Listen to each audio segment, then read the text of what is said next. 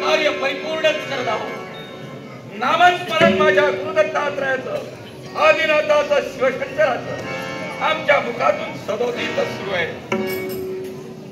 रसिक प्रेक्षको, या कार्याचा अनुरोध एकच आहे, ज्याला माझ्या चरणापर्यंत आणायचंय तो माझ्या चरणापर्यंत येणार, अर्थात मार्ग प्रतीक्षा करणार.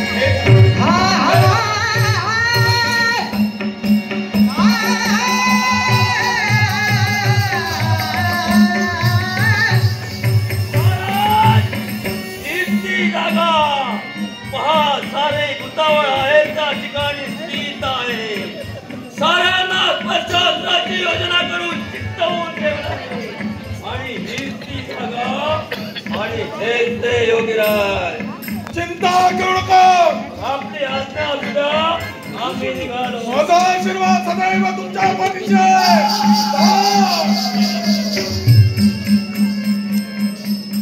नाटरसिको,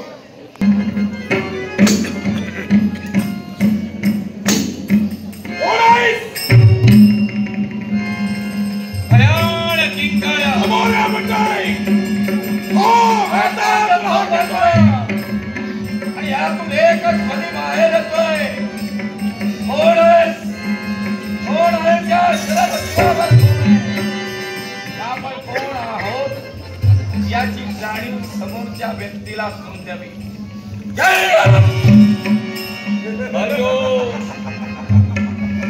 हे विकट हास्य, पायात चर्माच्या पदका, चालताना त्यांचा भयानक आवाज येतोय. अवती भोवती ही भूतावळ चालते.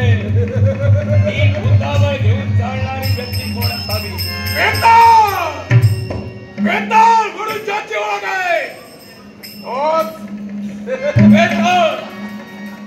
रात्रीच्या मध्य प्रहरी ज्याचा संचार, रात्रीच्या मध्य प्रहरी ज्याचा पावर आणि या विश्वाच्या ठिकाणी भयानकता निर्माण करण्याचं ज्याचं सामर्थ्य, तोच वेताळ.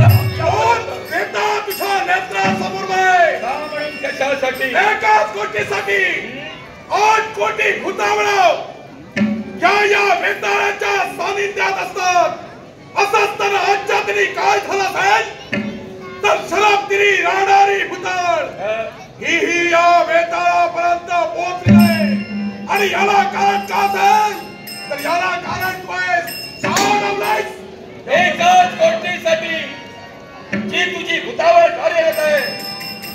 अवती भोवती असणारी मानवाची वस्ती, या मानवाच्या वस्तीला तुझ्या भूतावळीचा त्रास होऊ नये, मुमुक्षजनाच्या कल्याणासाठी आम्ही झटतोय. अर्थात त्यात सुद्धा आम्हाला सहकार्य हवंय. आणि त्याच भूतावळांची मुक्तता करण्याकरता हा वेताळ इथं आहे. देवा, त्यांची मुक्तता प्रथम तुला करावी लागेल. तू सहजासहजी त्यांच्या मुक्ततेसाठी आलाय. या सर्वांच्या प्रधानत्वाच्या मध्यवर या भूतावळीचा वावर आहे. आता जी भूतावळ जर का वावरत असेल, या भूतावळीला तुझी आज्ञा असेल तर तुला रोखण्यासाठी, अरे तुमच्या नाकात व्यसन घालण्यासाठी हा मच्छिंद्र तुझ्या समोर उभा आहे. यावेळी तुला भूतावळाची मुक्तता करावीच लागेल. कारण हा वेताळ अपराधीपणा झालाय. आणि जर मुक्तता केली नसेल तर हा वेताळ मुक्तता केल्याशिवाय होणार नाही. आणि त्याच मुक्ततेसाठी तू वाट टाकला असेल तर तुला रोखण्यासाठी, तुला भक्तिवाद करण्यासाठी मच्छिंद्र तत्पर आहे. मुमुक्षजनाचा उद्धार आणि मुमुक्षजनाचं कल्याण हे आमचं प्रीत आहे. आणि तेच प्रीत या विश्वाच्या ठिकाणी साध्य करतोय.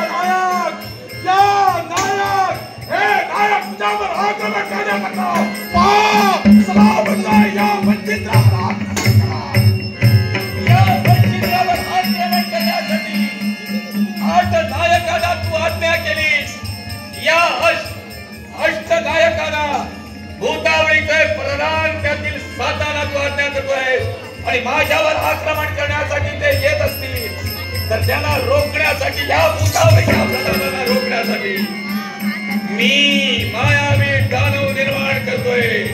होय पहा, या तुझ्या भूतावरीला वंदन करण्यासाठी मायावी दानव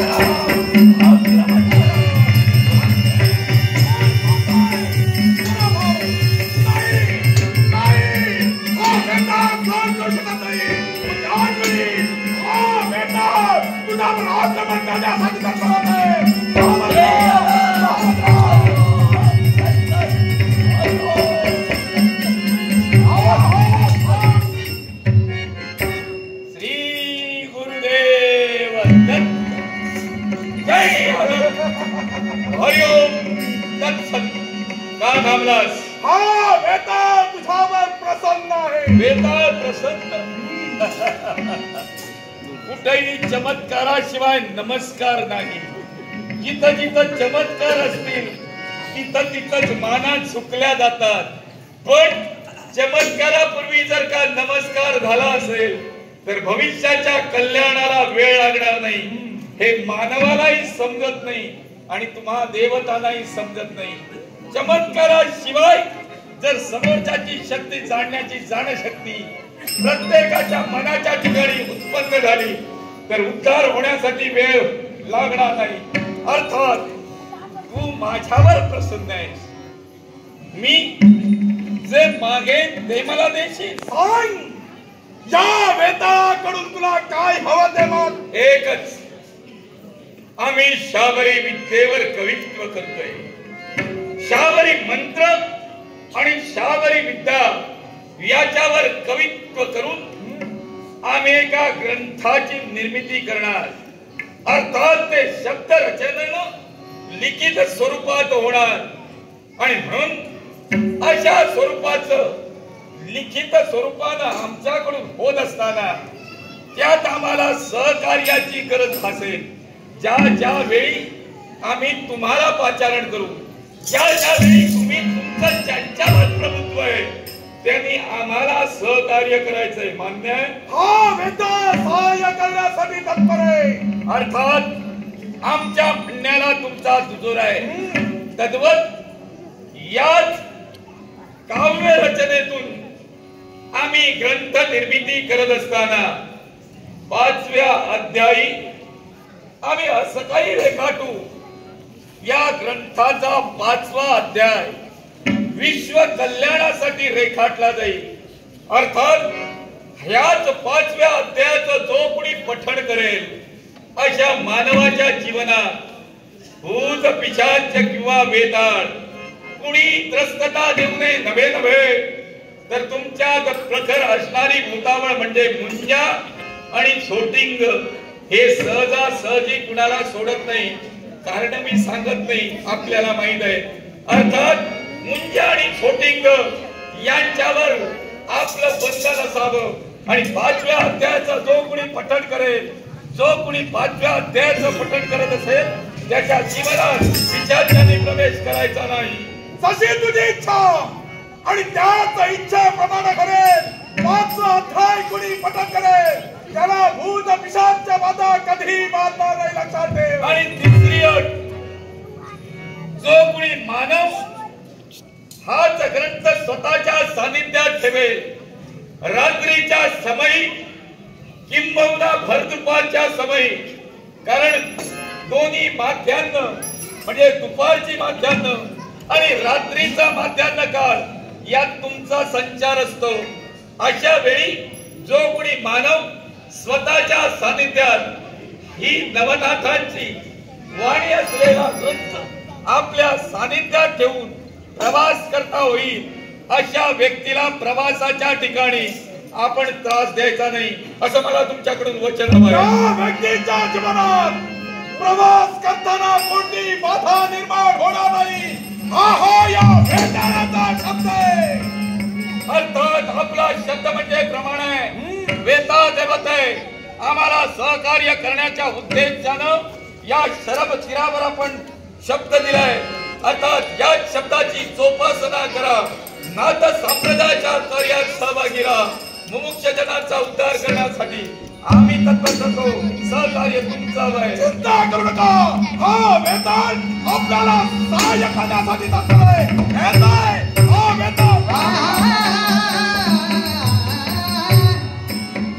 जय अलख हरिओम दत्सत अवधूत चिंतन गुरुदेव दत्त. आपण दिलेल्या शब्दानुसार या विश्वाच्या ठिकाणी सदैव आमच्या सानिध्यात आपण आहात. म्हणूनच आदिनाथाचा मार्ग आहे आणि आदिनाथाचा हा संप्रदाय अर्थात त्या शिवशंकराचा संप्रदाय आम्ही चौकड्या स्वरूपानं या विश्वाच्या ठिकाणी होय. हस्ताचा अधिकार आणि भस्माचा चमत्कार याच तत्वानं जाणवतोय. अर्थात त्याच मुमुक्ष जनाच्या उद्धारासाठी